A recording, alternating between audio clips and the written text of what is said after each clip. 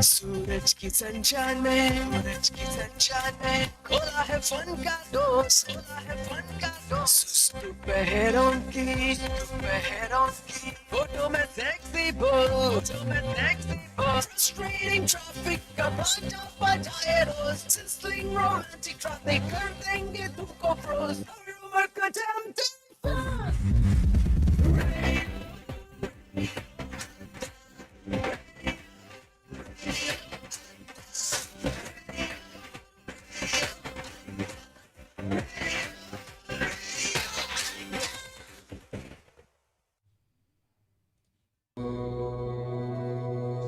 Hi hello सत श्री अकाल, this is your RJ आरूही।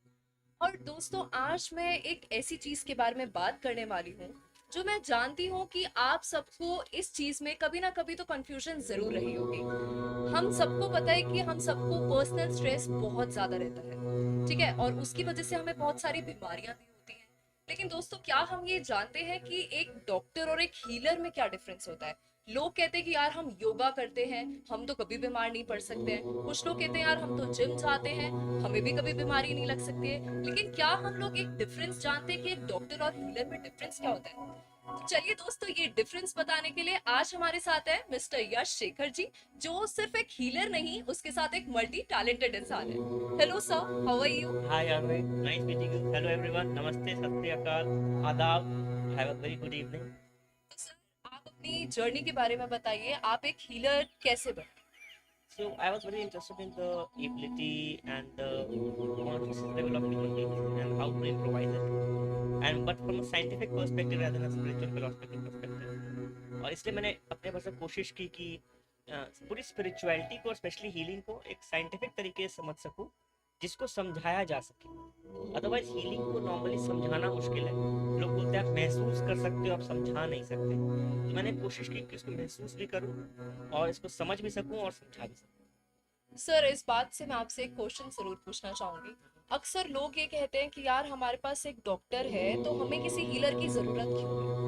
लोगों का सवाल ये होता है कि यार हमें कोई भी बीमारी होती है या हमें कुछ भी होता है तो हमें एक डॉक्टर बहुत अच्छे से हील कर देता है। जी। तो वो हीलिंग में एंड एज अ हीलर आपको क्या लगता है कि इन दोनों में ऐसा क्या एक मेजर डिफरेंस है जो आज तक काफी सारे लोगों को नहीं पता है? This is the first postulate. So every doctor is a healer, but every healer is not a doctor.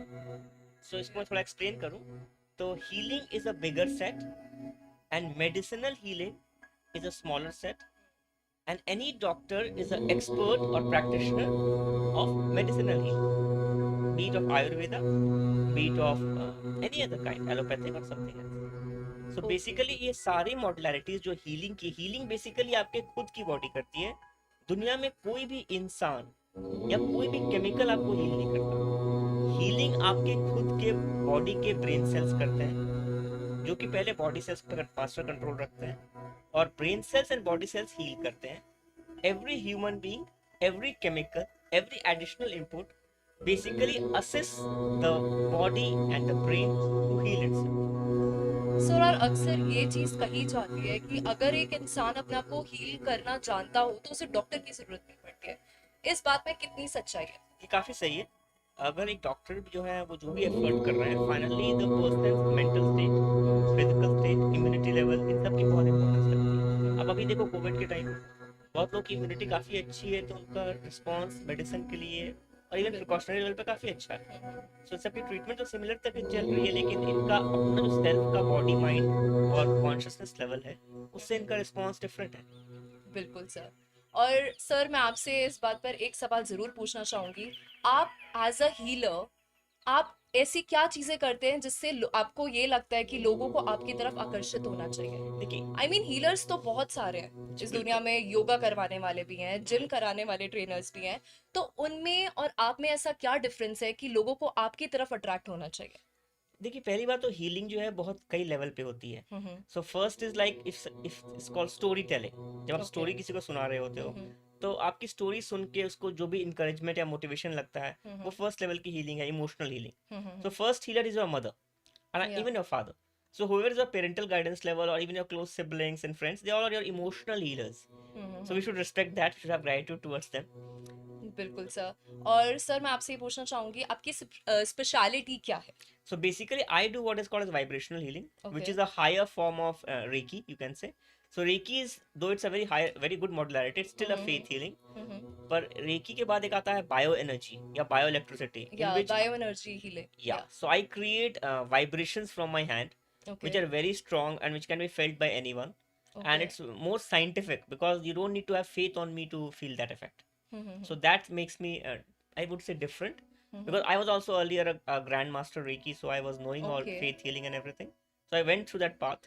So gradually, when your healing power and vibrations become too high, then they are so visible. First of all, it becomes visible, and second, you can feel it with a much more higher intensity, and that makes the belief and faith process much more stronger. Very much like a way medicine works. अगर आपको medicine लेते हो, उसका काम अच्छा लगता है आपको, तो आपको मेडिसिन पे और एक्सपर्ट पे, मतलब डॉक्टर पे फेथ बढ़ता है. तो फेथ तो हर ही जगह आता है. तो एक होता है फेथ, एक होता है ब्लाइंड फेथ. बिल्कुल sir. So scientific is faith and blind faith is without any scientific basis. So ये जो हीलिंग है जो मैं कर रहा हूँ, ये थोड़ी सी आपको साइंटिफिक तरह से हो गई. ये आपको Okay. बेसिकली ब्लाइंड फेथ नहीं है, ये फेथ पे आ गई. Because after Okay. Getting an session it's difficult for you to not experience and believe it. True that sir. मैंने आपसे अभी तक ये सवाल नहीं पूछा है, हीलिंग के बारे में हमारी बहुत सी बातें हो गई है, लेकिन अभी तक हमने सर से ये नहीं पूछा है कि सर आपकी जर्नी कैसी रही है। आई मीन जब आप छोटे थे आपका कुछ इंटरेस्ट होगा या कुछ होगा, तो क्या आप उस जर्नी के बारे में बताना चाहेंगे हमें? सो मैं काफ़ी इम्प्रेस था हमारी माइथोलॉजिकल स्टोरी से, रामायण से, महाभारत से. ओके। और I wanted a 360 degree growth in my life. Okay. Studies way never tough for me, but I was very impressed by जो आपको दुर्योधन करते थे. आपको उनकी स्टोरी आप महाभारत पढ़ो कि वो लेक के अंदर चले गए, बैठ जाते हैं. बिल्कुल। So by the way, I'm also a free diver. I'm either to certified free diver. I'm one of the Okay. 17 free divers from India. So Okay. I learned different aspects of our human body and mind limits. So मेरे को interest काफ़ी शुरू से था कि मैं एक balance way से ग्रो करूँ. So apart from my studies, I started reading books, and from a scientific, technical perspective, I would say, to understand how the brain functions, how the body functions, what are the frequencies of the brain. So like the alpha, theta, delta frequencies, they are all medical terms. So मैंने spirituality के हर concept के लिए corresponding medical term खोजा. Okay. Sir इस चीज पे ना मैं एक चीज आपसे पूछना चाहूंगी। हमने बचपन में अल्फा थीटा डीटा ये सब कुछ पढ़ा हुआ है, तो उसमें और इसमें क्या डिफरेंस है? ये सब एक ही चीजें हैं. ओके। बस आपने जो स्टोरी पढ़ी होगी elephant and the 8 blind man, वही वाली बात है. ओके। आप एक ही चीज को डिफरेंट तरीके से देख रहे हो. तो मैं इस एग्जांपल थोड़ा साफ करूं. सपोज एक स्विमिंग पूल है, आप उसमें नॉर्थ से एंटर करो, ईस्ट से एंटर करो, वेस्ट से एंटर करो, चाहे साउथ से एंटर करो, आप एंटर बिल्कुल। फाइनली स्विमिंग पूल ही करोगे. बिल्कुल। और आपकी डेप्थ 1, 2, 5 या 10 फीट होगी, depending on the step forward. बिल्कुल यही हाल स्पिरिचुअलिटी का, यही हाल आपको मेडिसिनल हीलिंग का, यही हाल आपको एवरी काइंड ऑफ हीलिंग का है. आप मेथड कोई भी स्टार्ट करो, उसका एंड रिजल्ट इस बात पे डिपेंड करता है कि आपकी ब्रेन सेल्स कितनी स्टिल है. So I can go to the extent to say that stillness is God. आप जितने स्टिल रहते हो, आपका माइंड जितना स्टिल रहता है, आपकी हीलिंग पावर उतनी एग्जेम्पलरी हाई रहती है. ओके। सर मैं आपसे एक चीज पूछना चाहती हूँ। आज तक का एक आपका कहते हैं ना एक स्पेशल केस होता है हर एक डॉक्टर का, हर एक हीलर का। या तो मैं आपसे ये पूछना चाहूंगी कि आपका सबसे स्पेशल केस आज तक कौन सा रहा है? देखिए, मेरे काफ़ी स्पेशल केसेस रहे, बट क्या होता है कि बहुत सारे मेरे जो क्लाइंट्स हैं वो सेलिब्रिटीज़ हैं, जी। तो they don't want me to reveal, और मेरा एक तरह का कॉन्ट्रैक्चुअल एग्रीमेंट भी होता है. Okay. But thank God there are certain clients who like me to reveal. So I would like to name first of all Sonu Shabdasani, owner of Soneva Group, also founder of Six Senses, whom I worked with when he was suffering from 4th stage cancer, and he has recovered to complete full health recovery. Okay. So he has given me a testimonial also, and I keep visiting them in Maldives. Okay. So he has been the most special case, which shows that if the bond between the patient and the healer is good, and the perspective is aware and scientific, you can get amazing results even in very late cases, which are considered not solvable by normally by doctors. But this is something sir मैंने मतलब अभी तक हम लोग सब सिर्फ यही सुनते आ रहे हैं कि कैंसर के केसेस में कभी भी पेशेंट्स बचते नहीं हैं। मैंने ये आपके मुंह से ही पहली बार सुना है कि लास्ट स्टेज कैंसर से एक मतलब पेशेंट ने रिकवर किया है। This is something very big. या बेसिकली फोर्थ स्टेज कैंसर से उन्होंने रिकवर किया और उन्होंने मेडिकल अपने कीमोथेरेपी को कंटिन्यू किया। Okay. But apart from chemotherapy जो उनका पूरा लाइफस्टाइल था, he was taking lot of sessions, he was following everything right relatively. So it's very much like the way a child goes to school.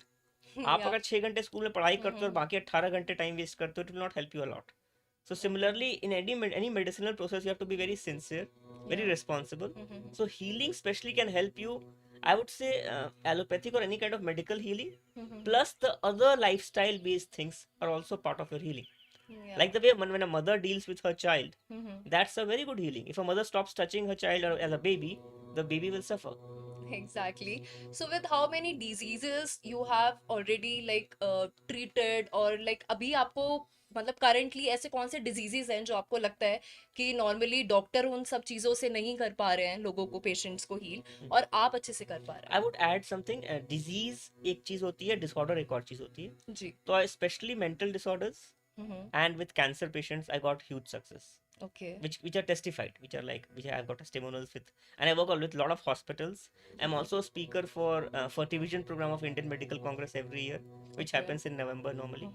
So I have seen a lot of results in anything where your behavioral science and your mind and the way your approach to medicine is considerable. इन सारी चीज़ों में जहाँ आपके मस्तिष्क का काफ़ी इस्तेमाल होगा आपकी हीलिंग में, वहाँ पे हीलिंग की penetration and effect power is too high. At least I would say it can change the game by 40 to 45% by sure. Sir अक्सर अगर हम आज की डेट में देखते हैं तो मैं ही नहीं बहुत सारे लोग ये देखते होंगे कि आज की डेट में लोगों में पेशेंस नहीं है. कुछ लोग ऐसा कहते हैं कि नहीं यार हम तो जिम करेंगे क्योंकि जिम में हमें बहुत जल्दी रिजल्ट्स मिलते हैं. कुछ लोग कहते हैं कि नहीं हम योगा करेंगे क्योंकि हमें पता है कि योगा एक ग्रेजुअल प्रोसेस है. तो मैं आपसे ये पूछना चाहूंगी कि योगा एज अ हीलर आप क्या योगा में भी डील करते हैं? देखिए yoga what has become first of all famous, this is my entire workshop topic actually. Okay. Yoga is basically जो आपको योगा के स्टेप्स हैं वो अष्टांग योगा में क्लियर होते हैं कि 8 स्टेप्स जो हम कहते हैं यम, नियम, आसन, प्राणायाम, प्रत्याहार, धारणा, ध्यान, समाधि. अब इसका थर्ड स्टेप है, इसको हम आसन कहते हैं. That has become in the whole world famous as yoga. First of all there is nothing like yoga, there is something like yog, and a part of yoga, which is the third step of asana, became famous as yoga, which is very good. But it covers more of the exercises part of the body, which is more of body, less of mind. However, we have a very beautiful index of breath. Yeah. By watching your breath, you can understand what level of depth you are going in. And as I said about the point of stillness, so patience and stillness are nearly synonym words.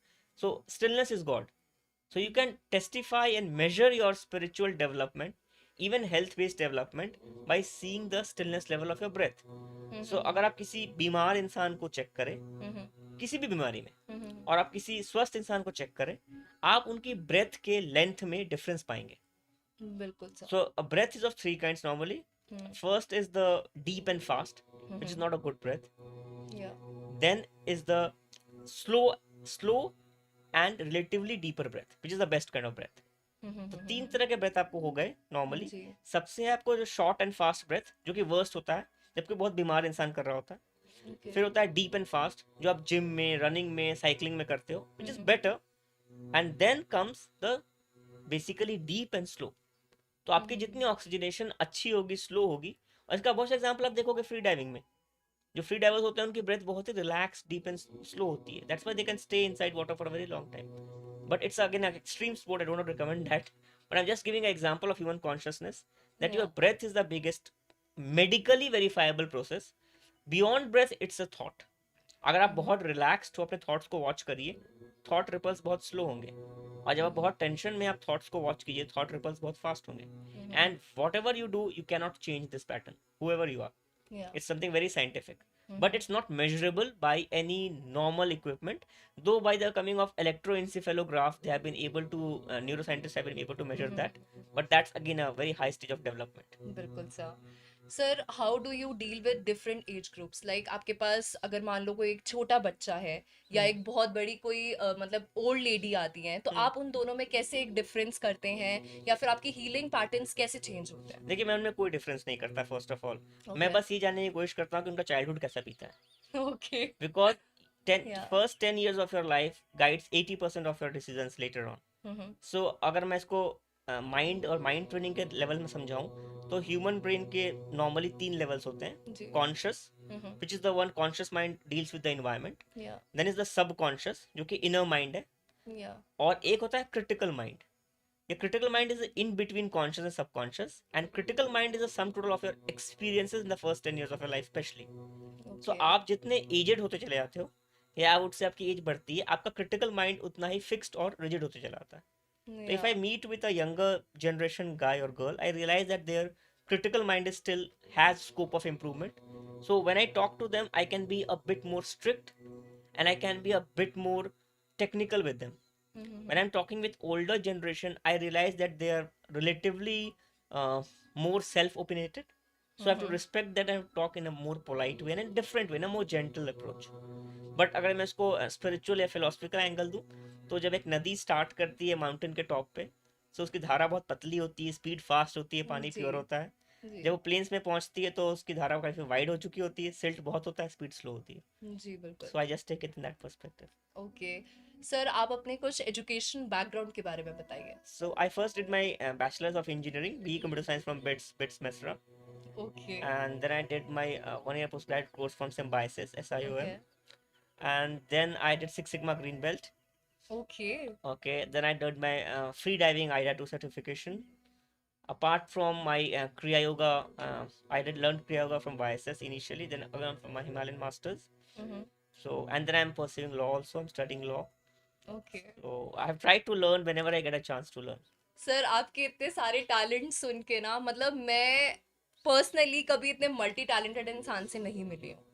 मतलब मैं आपसे ये पूछना चाहती हूँ sir, एक engineer, मतलब engineering is something like, आजकल के बच्चे बीटेक कर लेते हैं, इंजीनियरिंग कर लेते हैं, उसके बाद वो सब पसंद करते हैं कि नहीं यार हम लोग जॉब करें, and everybody is after money only. Yeah. किसी को भी ये नहीं होता कि हाँ यार हम एक फील्ड में इतना टाइम बिता चुके हैं, छोड़ो यार अब हमें आगे कुछ नहीं करना है. बट यू आर समवन जिसने इतने सारे फील्ड्स के बाद अब एक हीलिंग प्रोफेशन चूज किया है.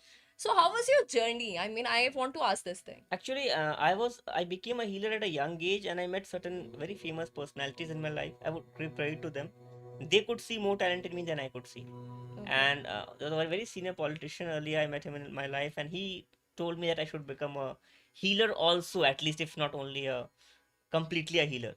So in 2011, I decided that I will totally be dedicating my time to healing very specifically. Okay. I started working with hospitals and clinics initially in India. Okay. And then once my healing became result driven, result oriented, okay. a lot of clinics, institutes, hospitals started asking me, at Yeah. least for doing talk shows or in direct sessions also. Okay.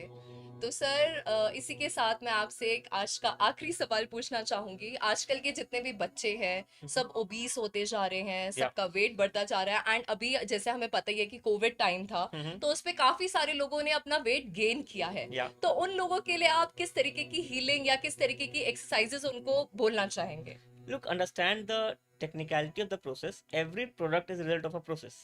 मैं Yeah. थोड़ा सा अपने MBA के बारे की चीज बता रहा हूँ. So you basically end up gaining weight. Yeah. That means the kind of food you are intaking. And when I say food, I mean not only the physical, chemical food, I also mean the emotional food, which is the Exactly. interaction you have. That is not matching with the physical burning out you are doing.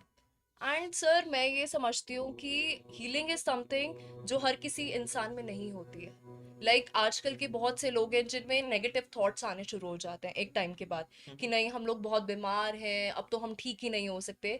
तो मैं बस यही आपसे बोलना चाहती हूँ कि आप हमारी ऑडियंस को ऐसा क्या समझाना चाहेंगे जिससे कि वो भी इस चीज से एक इंस्पिरेशन लें और वो लोग भी अपनी हीलिंग की तरफ ज्यादा बढ़ें रादर देन जिम या फिर योगा एंड ऑल इन सब की तरफ. देखिए, आप जिम और योगा करते हुए भी हीलिंग कर सकते हो. ओके. आप जिम या योगा अफोर्ड कर सकते हो नहीं करना. आप हीलिंग अफोर्ड ही नहीं कर सकते नहीं करना, बिकॉज आपकी बॉडी हर दिन 24 घंटे में आपको सेल्फ हील कर रही होती है. So everyone is a healer first of all. You may not accept it, you may not take responsibility for it. In that case, your conscious mind's contribution becomes very less. However, coming to the way a person can develop their healing skills, you just replace every negative word with a non-positive word. Yeah. So instead of saying dark, say not light. Instead Yeah. of saying sad, say not happy. So your human brain cannot register the word no. वो no word को register नहीं करता है। या तो आप positive words use करिए या नॉन पॉजिटिव वर्ड्स यूज कीजिए। आप किसी को गाली भी दे सकते हैं, बट आप नॉन पॉजिटिव वर्ड्स यूज कीजिए, नेगेटिव मत यूज कीजिए। बिल्कुल।